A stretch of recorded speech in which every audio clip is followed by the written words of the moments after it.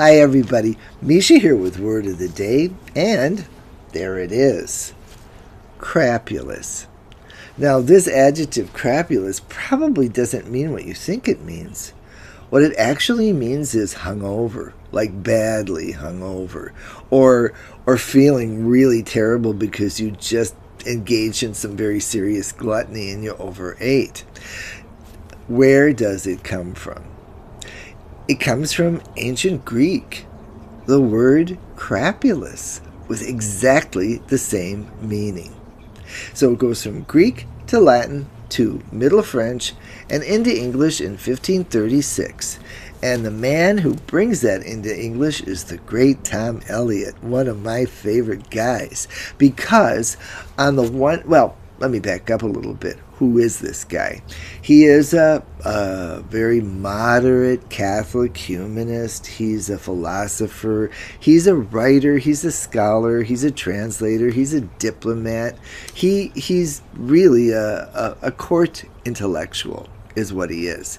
And, of course, this is Henry VIII's Tudor court. So after a failed diplomatic mission to get him a divorce, Tom retired and stayed home and brought a lot of fantastic words into English. In the 1500s, the 4 out of 5 words that elevate English to a language of study and learning are brought in by Tom Eliot. For example, coagulate, density, education, gravity. These are all words that are brought in by Thomas Eliot. Okay, now, how can we use this word crapulous today? How about this? If you've ever been at a big frat party or neighborhood party and stayed up all night drinking, then you know how crapulous you can feel in the morning after that kind of overindulgence. Or how about this? John ate so much at Thanksgiving dinner that he had to lie down. He fell asleep and he missed the football game because he just felt so crapulous. Or finally, my own personal crapulous sentence, because you know I got one. At the age of 18, I had my very first zombie, this tropical drink called a zombie.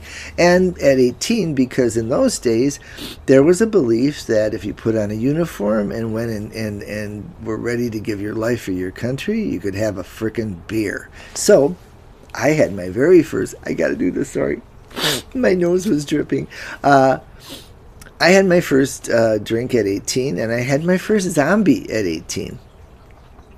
After which I felt crapulous for 3 days because a zombie goes down so smooth. It's one of those drinks that they serve you in like a coconut shell with a little umbrella. It's got 5 shots of rum, you guys. All different kinds of rum. It is so delicious.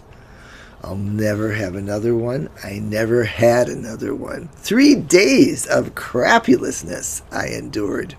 Okay, so go out there and use that word crapulous, but I hope you don't find yourself actually feeling crapulous. And if you're going to read during this time or buy books, remember, we are not buying books from the big boys right now because they are behaving badly. So if you want to buy a book like this one, amazing.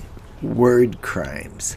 This is a story about an editor, a fearless editor of a newspaper called The Free Thinker in England, who went on trial 3 times for blasphemy because he used the wrong words the wrong way.